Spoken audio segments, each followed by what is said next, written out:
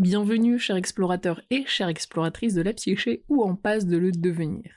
Aujourd'hui, toujours dans la suite des grands récits mythologiques, nous allons découvrir, ensemble ou redécouvrir, Adam et Ève, mais version John Milton. Il y a des histoires que l'on croit connaître. Adam et Ève, un jardin, un fruit défendu, une chute. Et pourtant, derrière les images familières se cache une énigme immense, la naissance de la conscience. C'est dans la lecture du Paradis perdu de John Milton que cette histoire a pris pour moi une dimension toute différente. J'y ai découvert non pas une faute, non pas une condamnation, mais un passage initiatique, une traversée de la perte, une descente dans la séparation pour que l'humanité puisse devenir réellement libre. Car avant la chute, Adam et Ève vivaient dans l'innocence. Mais ils n'étaient pas encore conscients, ils ne savaient pas ce qu'était choisir, aimer vraiment, porter la responsabilité de leur propre lumière. La chute n'est pas seulement la fin d'une harmonie, c'est aussi la naissance d'une possibilité nouvelle, celle de devenir pleinement humain. Ce mythe, dans la lecture de John Milton, n'est pas un châtiment, c'est une épreuve de croissance. Alors oui, l'exil est douloureux, et oui, la perte du paradis est un arrachement. Mais c'est dans cette perte que germe la véritable grandeur humaine, la capacité de choisir, d'aimer, de créer, de se relever. Aujourd'hui encore, Adam et Ève nous parlent. Non pas pour enfermer dans la culpabilité, mais pour nous inviter à écouter en nous ce mouvement fragile et sacré qui fait de nous des êtres conscients, des êtres capables de tomber et d'aimer malgré tout. Avant de plonger dans cette histoire fondatrice, j'aimerais te dire quelques mots sur l'œuvre qu'il apporte ici, Le Paradis perdu, Paradise Lost, écrit par John Milton en 1667, l'un des plus grands poèmes épiques de la langue anglaise.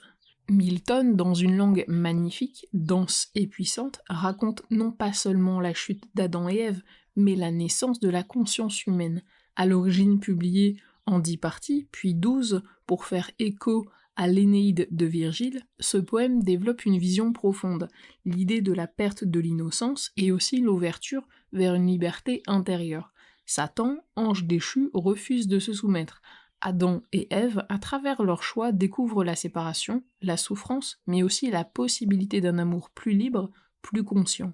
Dans le paradis perdu, il ne s'agit pas seulement d'une faute, il s'agit d'un chemin intérieur, tomber pour pouvoir se relever librement.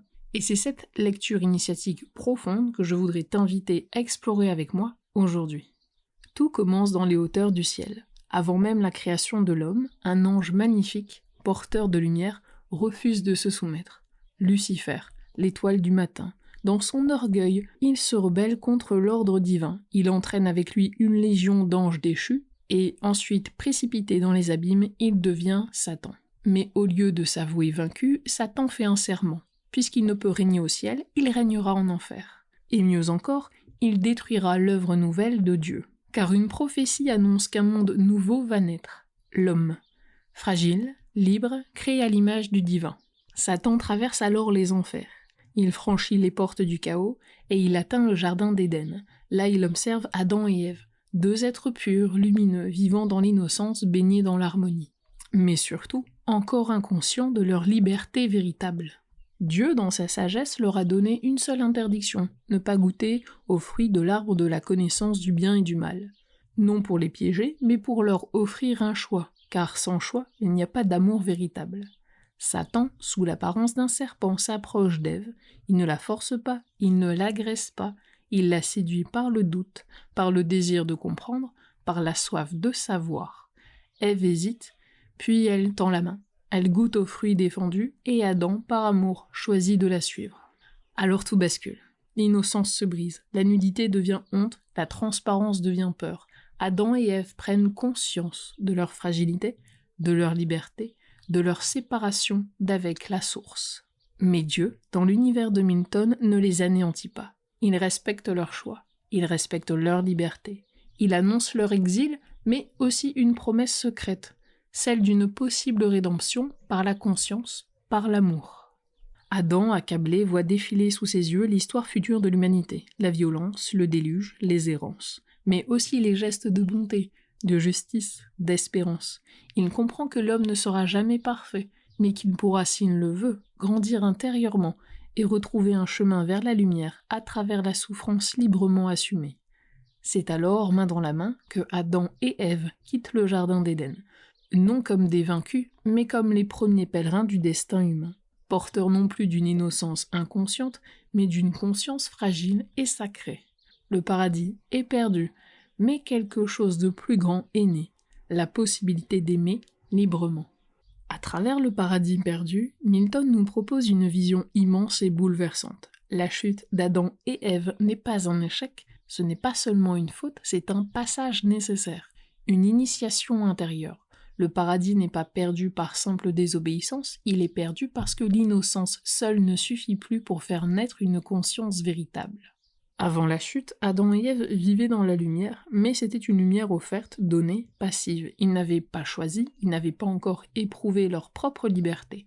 La chute, dans toute sa douleur, leur ouvre pour la première fois l'accès à un amour plus profond, un amour libre, conscient, capable de traverser l'ombre. Car la conscience ne naît pas de l'absence de risque, elle naît de la rencontre avec la séparation.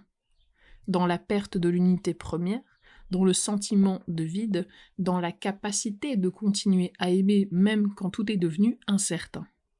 Jung appelait cela le processus d'individuation, le chemin par lequel l'être humain, confronté à ses ombres, à ses failles, à ses limites, cesse de s'identifier uniquement à une image idéalisée de lui-même, et commence à devenir entier, non pas parfait, mais réel, non plus transparent d'innocence, mais lumineux de conscience. Adam et Ève, dans leur chute, incarnent le début de ce chemin. Ce sont les premiers archétypes du passage de l'innocence inconsciente à la conscience douloureuse mais libre. Ils quittent un monde parfait pour entrer dans un monde fracturé. Mais c'est de ce monde fracturé qu'ils peuvent désormais choisir. Aimer, créer, se relever, grandir. Et peut-être est-ce cela aujourd'hui encore qui résonne en nous à travers ce mythe, car nous aussi, à notre échelle intérieure, nous vivons des chutes.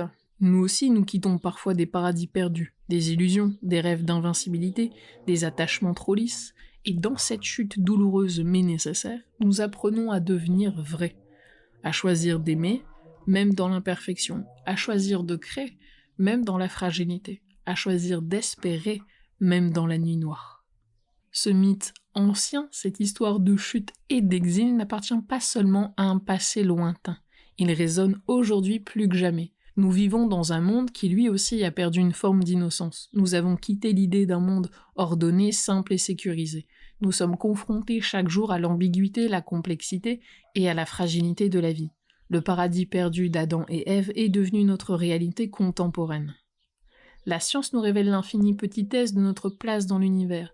Les crises écologiques, sociales, spirituelles nous rappellent que nous ne sommes plus des maîtres innocents de la création. Comme Adam et Ève, nous sommes projetés hors du monde protecteur, et nous marchons dans un monde incertain, un monde où il nous appartient de choisir, de bâtir, de porter la lumière, même quand elle semble fragile.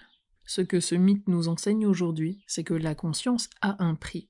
La perte de l'innocence est douloureuse, mais elle rend possible une grandeur intérieure, une liberté plus réelle, une responsabilité plus sacrée.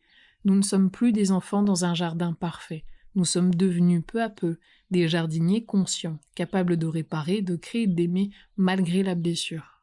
Et c'est peut-être cela au fond qui fait encore battre ce mythe à l'intérieur de nous. Il nous rappelle que même lorsque tout semble perdu, il reste un chemin, non pas pour retrouver l'ancien paradis, mais pour construire une lumière plus vraie, depuis notre humanité consciente et fragile. Nous avons tous un jour perdu un paradis, un monde parfait que nous croyons éternel, une innocence, une lumière sans ombre. Mais cette perte n'est pas la fin, c'est l'entrée dans un chemin plus profond, le chemin de la conscience. À travers Adam et Ève, à travers leur chute et leur exil, nous reconnaissons notre propre histoire intérieure, celle qui nous apprend que grandir, ce n'est pas fuir la douleur, mais traverser l'ombre avec le cœur ouvert. Aujourd'hui encore, nous sommes appelés à choisir, à porter la lumière, même fragile, à aimer, même imparfait, à marcher, même blessé. Car c'est dans la traversée consciente de nos pertes, de nos ruptures, de nos exils, que nous devenons vraiment vivants. Si ce mythe a résonné en toi, si tu ressens l'appel de mieux comprendre ton propre chemin intérieur, sache que je serai heureuse de t'accompagner, à travers une séance, à travers l'interprétation d'un rêve ou d'une formation. Chaque rencontre est une invitation à retrouver ta lumière intérieure. Si tu souhaites continuer ce voyage, pense à t'abonner à ce podcast et n'hésite pas à partager cet épisode autour de toi. Merci pour ta présence, pour ton écoute, pour ton courage d'explorer ce qui ne se voit pas. On se dit à très bientôt, et n'oublie pas, raconte-moi tes rêves, et je te dirai qui tu es.